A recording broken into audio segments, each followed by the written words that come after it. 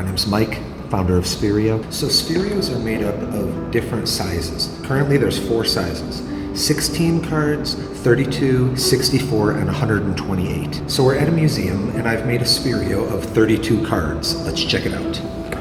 So I'm going into the search, my Spherios.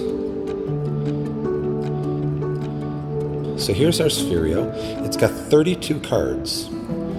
So there are no blank Spherio icon placeholders here. It's all imagery. You double tap images, vertical swipe to see the next one. Horizontal swipe, you'll see the date it was created and a link. Now we're going to open XR, AR. Now we have our background. I'm going to tag it right here in front of this cool video wall. And success. So now this Spherio lives here in front of all of these cool objects right in the center. So we have an interactive object in front of a bunch of other interactive objects. Close it out.